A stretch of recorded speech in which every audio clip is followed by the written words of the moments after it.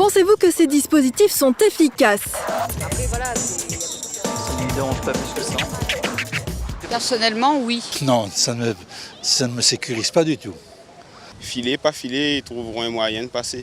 Je ne pense pas que les filets, c'est suffisant pour défendre, voilà, pour sécuriser la plage. Les gens seront plus en sécurité en fait sur les plages. Je ne suis pas d'accord. Après, voilà, Ça ne me dérange pas plus que ça. Tanguy, bodysurfer de 24 ans, a été la dernière victime d'une attaque de requin. Il a perdu l'une de ses jambes à l'étang Salé en octobre dernier. La commune a installé cette semaine des filets pour sécuriser une zone de baignade. À Saint-Paul, des vigies sous-marines et des drumlines. Plusieurs dispositifs ont été essayés. Mais avez-vous confiance en ces systèmes? Je ne suis pas d'accord. Je pense que je ne serai pas en sécurité. Même si on dit que c'est un des moyens, je pense que je n'irai pas à l'eau. En fait, il y a certains systèmes qui peuvent mettre en confiance, mais certains systèmes qui sont mis en place aujourd'hui, pour moi, ne sont pas adaptés au site.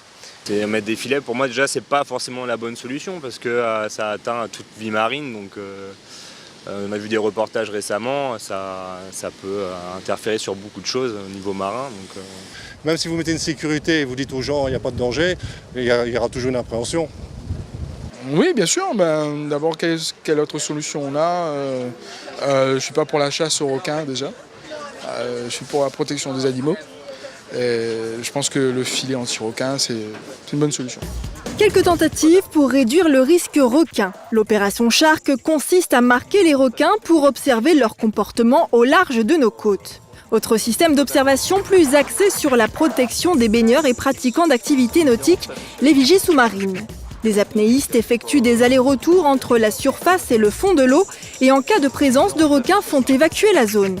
Autre idée proposée, relancer la pêche et notamment la consommation de requins, idée controversée. Enfin, contesté par l'IRD Cap-Requin, il s'agit de l'installation de drumlines en baie de Saint-Paul. Le système de ligne fixé sur le fond est équipé de capteurs et de GPS. Il consiste à capturer le squale et donner l'alerte, un dispositif très utilisé en Afrique du Sud. Moi j'ai très peur des requins et on nous fait peur aussi puisque dans l'avion, c'est la première fois qu'on nous a dit n'allez pas vous baigner, il y a des requins. Jusqu'au 15 septembre, la baignade et les activités nautiques sont toujours interdites. Le préfet appelle même à plus de prudence en cette période. Une présence plus importante de squales a été observée au changement de saison. Une question se pose quant aux solutions à apporter. Quelles seraient les vôtres? Quelle est votre solution anti-requin? après, voilà, Ça ne me dérange pas plus que ça. C'est pas trop votre cas. Écoutez, moi je trouve que les dispositifs mis en place, je vois pas ce qu'on peut faire d'autre. On va pas les tuer quand même, les empoisonner. Non, je trouve que c'est pas mal. Il faudrait les chasser, je ne sais pas. Je veux dire, je n'ai pas de solution. Pas besoin d'aller chercher danger à droite, à gauche. Reste dans le lagon. À part les drumlines, je pense que déjà c'est une bonne chose de s'en occuper et de mettre quelque chose en place pour les surfeurs notamment.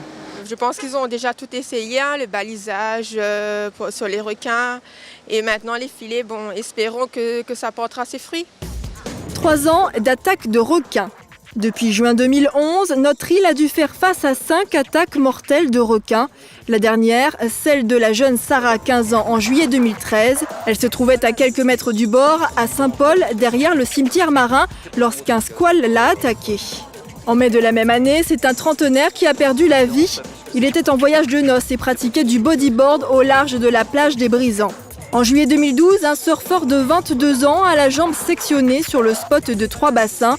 Ramené sur la plage, il succombe à un arrêt cardiaque. En 2011, les amis de Mathieu Schiller tentent en vain de le tirer de l'eau. Et en juin 2011, Eddie Aubert est le premier de cette série noire à décéder. Il surfait à 200 mètres du rivage. Il faut effectivement qu'il y ait des choses mises en place pour protéger ces personnes qui veulent continuer à pratiquer leur activité et pour les enfants et pour les gens et pour les touristes tout simplement. C'est dommage de ne pas pouvoir profiter de l'eau par peur, tout simplement. En Afrique du Sud, en Australie ou encore au Brésil où se tenait la semaine dernière une conférence internationale à ce sujet, la question des attaques de requins est étudiée depuis déjà de nombreuses années. À La Réunion, nous nous en préoccupons depuis 3 ans seulement et pourtant le risque requin est présent depuis bien longtemps et ce sont nos Gramounes qui le disent.